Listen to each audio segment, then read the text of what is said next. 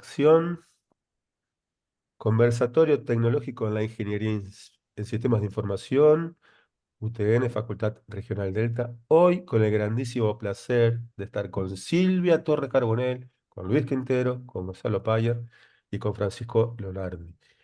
El tema del día, el emprendedor debe ir transformándose en empresario, pero el empresario nunca dejar de ser emprendedor. ¿Lo dije bien, Silvia? Muy bien. Muy bien, muy bien. Bueno, muchas gracias, Cecilio, por este espacio. Muy contenta de compartir. Y bueno, no sé, eh, me gustaría esa frase como disecarla un poquito. Eh, Primero, bueno, como vos sabés y muchos saben, hace muchos años que trabajo y me dedico, más que trabajo, me dedico a promover el espíritu emprendedor, ¿no? Que es algo mucho más que crear una empresa, ¿no? Es algo mucho más abarcativo. Emprender es crear un valor ahí donde no existía. Y emprender es, yo siempre digo que es buscar hacer algo mejor, más bueno, más útil, más sano, más bello, más práctico, más fácil, más accesible. Buscarle el adjetivo que quieras, pero siempre es un más, es hacer algo que agregue valor. Primer punto. El segundo punto es que el ser emprendedor es algo que está, a mi entender, en la esencia del ser humano. Esto lo repito muchas veces porque yo soy creyente en Dios creador y creo absolutamente que Dios, cada uno creerá en lo que quiera, pero todos sabemos que hay algo más que lo que vemos de una persona, su espíritu, su alma, llámalo como quieras, su parte trascendente. Yo creo, en el caso mío que creo en un Dios creador, que Dios nos ha puesto esa capacidad de co-crear el mundo, porque si no, estaríamos hoy en las cavernas, o sea, no hubiéramos avanzado para nada, no me estarías vos escuchando con esos auriculares maravillosos, no estaríamos pudiendo hacer este streaming que vamos a hacer, no podríamos estar, yo no podría estar viendo porque no tendría anteojos y mis ojos te verían mal. Digo, esto es la historia de la humanidad. Entonces, y eso es el espíritu emprendedor. Como siempre digo, hay estudios antropológicos que dicen que el ser humano tiene en su esencia tres condiciones o tres características que han hecho que nuestra especie, por decirlo así si querés, sobreviva y haya avanzado. Y esas tres características son, el primero, el espíritu de supervivencia. Ningún ser humano mentalmente sano se deja morir. O sea, podrá tener situaciones, problemas, pero digo, si uno está equilibrado, lo normal es buscar sobrevivir. De hecho, nuestros antepasados hicieron eso en las cavernas, cazaban a las presas y después vieron el fuego y bueno, entonces, la supervivencia. Y eso tiene mucho que ver con el espíritu emprendedor también, ¿eh? Porque es sobrevivir y el sobrevivir implica superar obstáculos, ¿eh? Ser resiliente, superar esos problemas que se te presentan. Lo segundo es la curiosidad. Y no es menor esto. O sea, cuando uno ve a un bebé que va creciendo, te das cuenta que esa curiosidad es absolutamente innata. Después hay muchas situaciones que amesetan la curiosidad, por decir así. La educación, a veces las circunstancias, pero la curiosidad es algo innato. Y la curiosidad es eso que te hace mirar, buscar lo que no aparece a tu primera vista o a simple vista. Y eso también es una característica de un emprendedor. Y lo tercero es el espíritu emprendedor. Está innato en el ser humano. Después, yo a veces a mis alumnos les digo, sobre todo los que trabajan en corporaciones, que me dicen, pero yo no soy emprendedor. Le digo, sí, vos también sos emprendedor. Y lo que hay que hacer es despertar como se llama, el bello durmiente emprendedor que todos tenemos en nuestro interior. Entonces, eso es lo primero. Emprender es mucho más que crear una empresa. Es una actitud de vida, es un comportamiento, no tiene que ver con la personalidad, porque hay personalidades de todo. Yo en todos estos años he interactuado con miles de emprendedores. Cumplo este año mis 25 años de haber sido muy pionera, por eso me dicen la madre de los emprendedores. Pero bueno, en todo este camino he conocido a muchísima gente emprendedora con diversas personalidades, desde el muy extrovertido hasta el muy introvertido, hasta el más cerebral, hasta el más marketinero, pero todos tienen una actitud común: perseverancia, coraje, visión, resiliencia, esto que yo llamo poner en juego siempre las tres partes constitutivas de nuestro ser, que es la mente, el corazón y las manos. Son tres. Con una de las tres, o si alguna de las tres faltas, ningún emprendimiento humano se logra. Bueno, ahora, dado todo este marco, vamos acotando. Entonces vamos al emprendedor que crea un proyecto de negocio, si querés, aun cuando puede ser con impacto o debe ser con impacto social. Entonces, eso es crear una nueva organización, crear una nueva institución, una nueva organización humana, con fin de lucro o sin fin de lucro, pero eso es emprender, crear algo, una organización nueva. Y ahí es donde yo digo, bueno, ese emprendedor, cuando crea una organización, lo primero que descubre tiene que descubrir el problema que va a solucionar. A mí cuando me vienen los emprendedores y me dicen, tengo una idea, y yo le digo, anda de nuevo para allá, volvé y me decís, ¿qué problema vas a solucionar? ¿Qué es un problema? Un problema es una situación de inconveniencia, de necesidad, de ausencia de un bien o presencia de un mal, de una oportunidad oculta. Eso es un problema. Y tiene que tener una característica muy especial, que es que la persona o el grupo de personas o empresas que tiene el problema no la pueda solucionar en forma autónoma, porque si la puede solucionar en forma autónoma, no hay una oportunidad para que otro cree una organización para solucionársela. Bien, entonces partiendo de ahí, ¿qué hace un emprendedor después? Partiendo de ese problema, de esa situación, descubre que hay una oportunidad, palabra clave en el mundo de los emprendedores. Y tiene que validar esa oportunidad, tiene que realmente justificar que haya cantidad de gente, personas o entidades que estén dispuestas a pagar por alguien que les soluciona esos problemas. Estoy haciendo como el camino, ¿entendés? Para después llegar al empresario. Entonces, ese emprendedor descubre que hay una oportunidad, tiene que validarla, se hizo experto en el problema a solucionar, tiene que tener una visión, ahí está la curiosidad, tiene que estar alerta y ver todos quienes más solucionan este problema de otras formas, tiene que tener en claro toda la tecnología que hoy tiene a disposición para encontrar las propuestas de solución.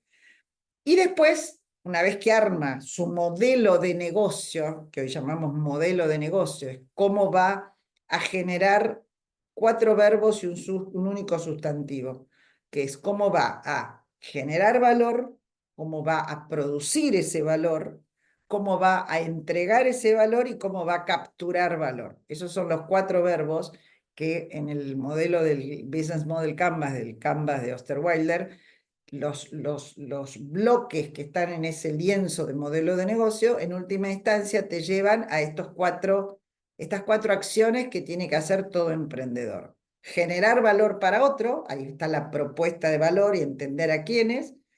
Producir ese valor, o sea, que la promesa que yo hice de que le voy a entregar un valor, ya sea un bien o un producto o un servicio, puedo hacerlo, con quiénes, con quién me alío, cómo consigo los recursos, cómo entrego valor, cómo me hago conocida mi propuesta hacia a un potencial cliente, cómo le facilito la entrega, bueno, cómo cobro, toda esa parte es la entrega, y después cómo capturo, porque si necesito que la diferencia entre lo que obtengo menos lo que me cuesta hacerlo, capture valor, aún en las entidades sin fin de lucro, que tienen que ser sustentables. Bueno, esto es todo el proceso emprendedor, si queremos llamarlo. En ese proceso emprendedor hay cosas claves como el equipo que va a llevar adelante ese proceso, cómo tengo acceso a los recursos para poder llevarlo adelante, para poner en marcha ese proyecto. Y en todo ese tiempo todavía yo diría que son emprendedores. Ahí acá me gustaría señalar lo que se llama el ciclo de vida de una empresa. El ciclo de vida empieza en justamente el problema, si querés, pero llamaríamos etapa idea, cuando está en etapa de ideación. Después ya cuando todavía ahí hay una incertidumbre total, es solamente lo que llama el brainstorming de las ideas para encontrar la propuesta de solución a ese problema que identifiqué. Después entra la etapa de lo que llama la etapa startup. Ahí sí ya empiezo a validar con potenciales clientes, es lo que se llama el discovery process del cliente. Tengo que validar si mi modelo de negocio va a ser factible, viable, si justamente puedo ofrecer ese producto o servicio a un precio que me cubra mis costos y un margen. Bueno, esa es toda la etapa de idea de startup. Después entra ya la etapa de early stage, por llamarla así, o etapa temprana. Ya pongo en marcha la empresa, tengo que empezar a hacer, hay que conseguir los tres recursos claves que una empresa necesita. Información, porque es clave, eh, eh, lo que llamamos capital social o networking, que es toda la interacción con los distintos stakeholders, y el acceso a los recursos que son las personas, el capital y los activos que voy a ir generando. Entonces, en ese camino entra ya la etapa de lo que es ya una empresa en etapa temprana o early stage, se le dice. Y ahí es donde ya el emprendedor, yo digo que tiene que empezar a transformarse en empresario. ¿Por qué? Porque tiene que empezar a ser consciente de que él, si no lo hace, puede ser su propio cuello de botella al crecimiento. El ciclo de vida de las empresas continúa. Después de eso entra en la etapa de crecimiento. O sea, ya empieza a necesitar profesionalizar el proyecto, la startup, necesito empezar a acceder a otro tipo de recursos, necesito hacer ya un tema seguramente con marketing, campañas de marketing. O sea, entra una etapa en la que necesito para crecer.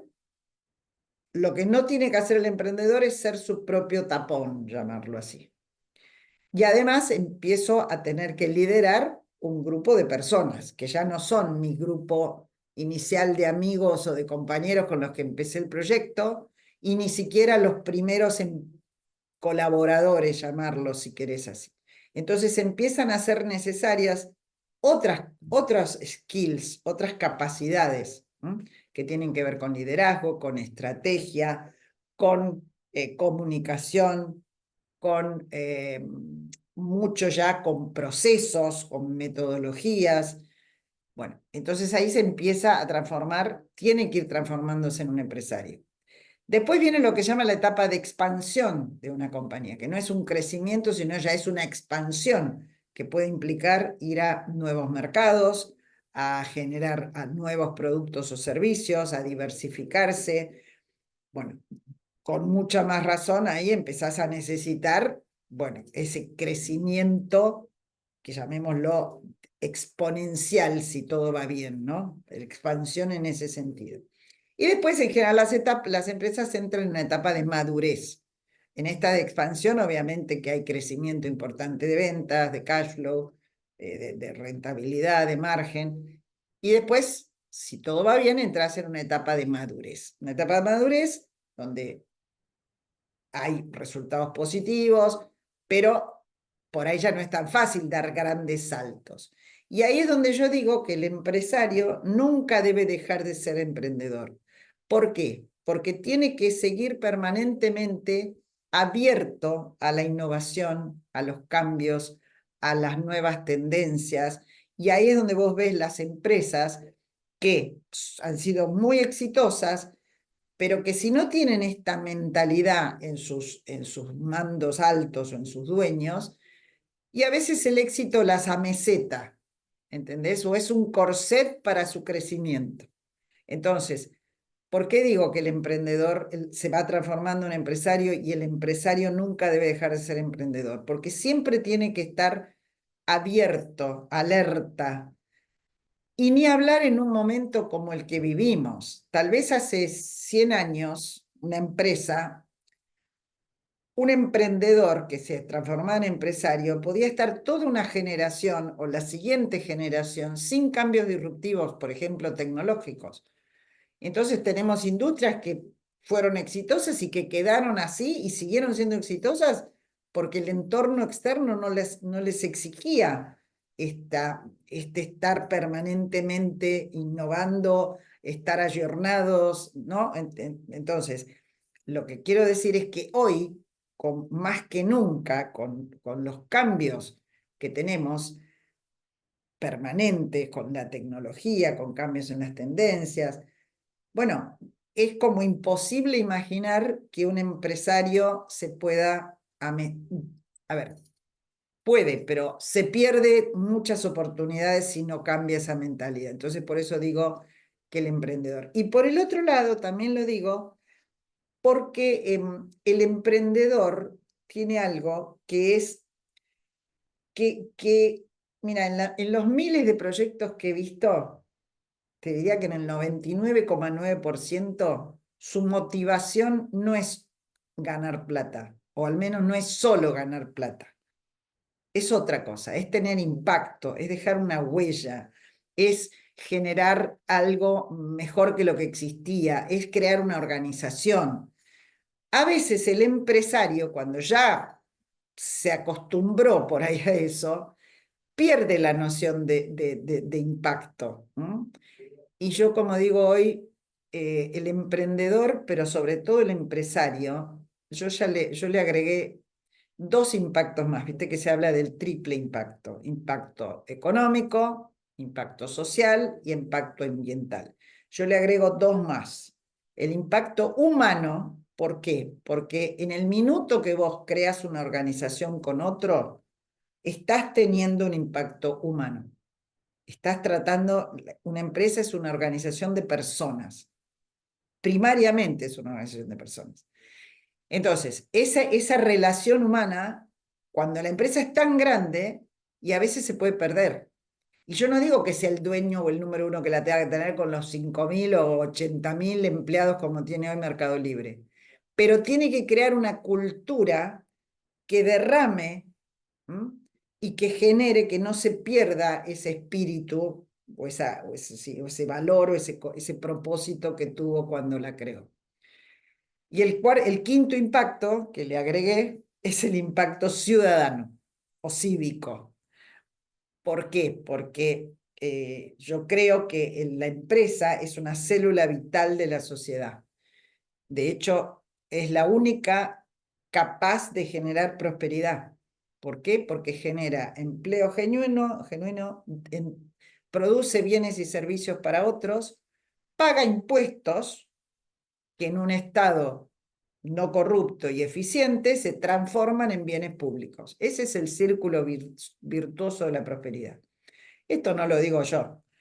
Yo adoro y admiro mucho a Juan Bautista Alberdi, que entre otras cosas ha escrito algunas cosas muy interesantes. Sobre todo hay un librito que se llama William, es la historia de un William Whitaker, creo, perdón que no me lo acuerdo, después te lo voy a mandar para que lo pongas. Pero él habla, es un empresario, un emprendedor empresario, que en la época en que se estaban creando las nuevas repúblicas sudamericanas, como Argentina, vino a la Argentina y bueno, fue un gran promotor y creador de puertos, líneas de ferrocarriles, bueno. Pero él ahí habla de que el empresario en estas nuevas repúblicas sudamericanas tiene que ser un héroe y nunca un enemigo. Ahora, no cualquier empresario. Un empresario no prebendario, no corrupto, que no dependa del Estado, un empresario que está, pero que se siente responsable por la sociedad en la que está generando su negocio, un empresario ético, bueno, todas esas condiciones. Pero, y él hace una comparación que a mí me gusta, dice, está muy bien tener la estatua del general o el militar y del sacerdote, pero también hay que poner la estatua del empresario. Si uno piensa en nuestra historia, en la Argentina, Argentina cómo se hizo grande y cómo hizo lo que hizo. Bueno, los inmigrantes que vinieron, movidos o por la hambruna o por las guerras, se encontraron una tierra llena de oportunidades, se juntaron y se sumaron en muchos casos a los que ya vivían en esta tierra, y bueno, hicieron maravillas con este espíritu emprendedor transformado en empresario. Entonces, a mí me parece que eso es muy importante, este concepto. Bueno, entonces por eso, y volviendo a esto, tenemos que trabajar. Yo he trabajado muchos años para promover al empresario, al emprendedor. Y ahora estoy trabajando para promover al empresario. ¿Por qué? Porque creo, hoy el emprendedor está bien visto en nuestra sociedad. Es casi cool ser emprendedor. Está casi de moda. Cuando yo empecé hace 25 años nadie hablaba mucho de los emprendedores. Hoy está. Pero tenemos que lograr que esos emprendedores no se avergüencen de llamarse empresarios cuando han crecido. Yo tengo casos de emprendedores que tienen hoy empresas de no sé cuántas miles de personas y me dicen, no, no me sigas llamando, no me llames empresario, llámame emprendedor, porque el empresario tiene mala prensa, tiene mala fama. Producto de muchos empresarios que no hicieron bien las cosas y producto también de una ideología, de toda una mirada en la que parecería que el empresario es el enemigo y que lo único que te salva es el Estado. Yo creo todo lo contrario. Yo creo en un Estado subsidiario que tiene que hacer lo que no puede hacer el privado, pero todo lo demás lo tiene que abrir y facilitarle al privado a que haga, como ahora teóricamente estamos viendo en esta nueva Argentina que parecería que están haciendo, por lo menos el rumbo es ese. Y apenas vos le liberás al empresario y al emprendedor las piedras de la mochila que se le agregan por las trabas, porque ya de por sí crear una empresa nueva tiene piedras en la mochila, porque es incierto, no sabes cómo te va a ir, no tenés los recursos, pueden pasar una serie de circunstancias, pero si además le agregás trabas, regulaciones, burocracias, y ni hablar si le agregás necesidad de pagar coimas para poder tener el acceso a exportar o a importar, bueno, entonces está mal. Entonces creo que justamente el liberar de las piedras a los empresarios y emprendedores, sin que, no estoy diciendo que sea el laissez-faire, que cada uno haga lo que quiera. No, un Estado tiene que tener un rol, por supuesto, de cuidador de los valores y de los derechos y deberes.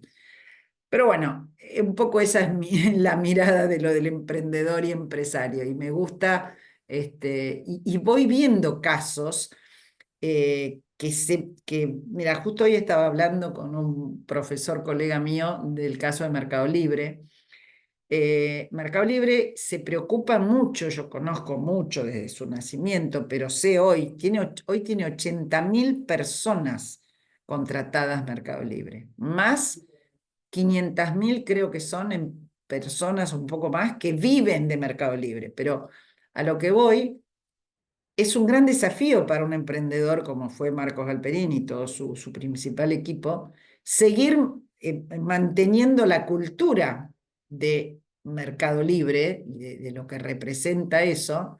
Y hoy me explicaban que, por ejemplo, hay una norma que es que si vos sos jefe, ¿no? Y tenés gente a cargo, el 90% de las decisiones las tienen que tomar tu gente a cargo y solo el 10 tiene que llegar a vos, porque son decisiones que pueden afectar seriamente a la compañía, pero todo el resto, y eso es bajar ese espíritu emprendedor de alguna manera, ¿entendés? Entonces, cuando hablo yo del empresario que se tiene que transformar, que nunca debe dejarse emprendedor, también lo hablo en ese sentido. Tiene que bajar la cultura. Bueno, yo hago otro estudio que es cuando se hablan de las organizaciones emprendedoras, aunque sean enormes. ¿Qué características tienen? Bueno, tienen la característica de que bajan lo que se llama el ownership, o sea, las distintas unidades sienten que son dueñas. El presupuesto no empieza todos los años o todos los meses empieza a cero, no es copio el presupuesto anterior y lo multiplico por X. ¿Entendés? Hay una serie de características de las empresas que son más emprendedoras que en última instancia replican muchas de las prácticas de un emprendedor. Ojo, con la necesidad de eh, controlar, porque yo no te voy a decir que cada uno haga lo que se le canta, ¿no? Bueno, en 3M, hablábamos recién con Luis, vos lo podrás decir, la teoría del famoso 15%, que era, si querés Luis, comenta eso, ¿no? Que era que la gente tenía el tiempo libre para innovar o crear algo nuevo. No sé si querés contar. Claro, sí, que sobre todo los investigadores tenían Claro, siempre el 15% de su tiempo libre para dejar volar su imaginación y hacer lo que les gustara, porque de ahí surjan las ideas. De hecho, muchas ideas surgieron así, de estar inventando cosas, por ejemplo, el ejemplo de Post-it, el famoso. post-it famoso, sí, Eh, sí, pero ¿cómo también se llama? 3M tenía una cosa que es muy importante, o sea, siempre se trabajó con unidades de negocio, donde la unidad de negocio tenía el Eso, ownership, y aparte la eso, es lo palabra que me... ownership Eso, estaba en el corazón de cada uno de los empleados de 3M, o sea, yo tenía el poder de ir al IAE, cerrar el contrato y después llegar al directorio y decir, miren, esto es lo que presento, vale tanto, me claro, tenían confianza, cerraban, y aparte, por ejemplo, no importa, pero sí eran muchas cosas las que yo hacía. Em, eh, exactamente. si en eso es así, me parece que ojalá haya muchas empresas donde realmente lo tomen como un valor y lo hagan. ¿No? Que Y bueno, eso. sí, y eso también hoy en día las empresas tienen un gran desafío, que es cómo retener a los talentos jóvenes. Y justamente las empresas que logran que su estructura organizacional no expulse a esos talentos jóvenes. ¿Y cómo no los expulsa? Bueno, dejándolos ser intraemprendedores de alguna manera, ¿no? Innovadores, siempre cuidando, ¿no? Pero es increíble eso, porque si no, hoy en día los buenos talentos que quieren se van. O sea, yo me acuerdo cuando yo empecé a dar clases hace 25 años en el IAE, en las clases del MBA, yo les hacía levantar la mano. ¿Quién de ustedes quiere ser emprendedor? Bueno, de los 60 me levantaban la mano dos. Hoy hago eso y me levantan la mano 58 y son todos que están trabajando en compañías. Entonces, quiero decir, las compañías también, esto que yo decía del emprendedor que se tiene que transformar en empresario y el empresario que no tiene que dejar de ser emprendedor, también es por un tema de retener a sus talentos. O sea, que generen un espacio en el que la gente pueda desarrollarse. Porque no hay peor cosa que una persona emprendedora adentro de una compañía, si no se la deja, digamos, progresar o tener el ownership, como vos decías, ¿qué pasa? O se ameseta o se va. Entonces, hoy hay un gran desafío en las grandes compañías de cómo retienen a los talentos y además que los necesitan para este proceso de innovación constante. Y Bueno, también dejar ese que era la un gente se equivoque. Eso es claro. muy importante. Bueno, ese es otro tema, lo que llamaríamos el permitir el error, ¿no? O permitir un fracaso siempre que no te lleve a la empresa a Claro, o la sea, quiebra, obviamente. controlado, ¿no? O sea, Claro, un fracaso controlado. Bueno, esas eran un poquito las cosas que quería compartir con ustedes. Excelente, Silvia, la verdad que un lujo enorme. Te cuento, termina la grabación y seguimos dialogando ya sin grabación. más disuelto, pero fue excelente. Clase magistral, está como para escucharla y analizar e ir, ¿en qué etapa estoy? ¿Qué me está faltando? ¿Qué aporte de valor hago? Silvia, desde la facultad, desde la Ingeniería de Sistemas de Información de la UTN de Campana, te doy las gracias y te invito a que cierres la grabación vos. Bueno, muchas gracias. Y bueno, la quiero cerrar con una frase que no es mía, se la escuché a Juan Bautista Segons, que no sé si es de él, pero no importa, pero lo cito, que dijo que importante en la vida es dejar huellas y no cicatrices. Y yo creo que de eso se trata, cada uno como persona, en nuestra vida personal, en nuestra vida familiar, en nuestra vida profesional, en nuestra vida social, en nuestra vida deportiva, en nuestra vida ciudadana. Todos los días nos deberíamos a la noche, así como nos lavamos los dientes, pensar, dejé una huella positiva, aunque sea mínima, como decía la Madre Teresa, este granito que parece insignificante, pero si no estuviera ese granito, la playa, la arena no sería la misma. Bueno, entonces me parece que eso, nada, que no dejemos cicatrices, sino huellas. Excelente, Silvia, un placer enorme. Cortamos grabación y seguimos dialogando sin cámaras de por medio. Bueno, muy bien.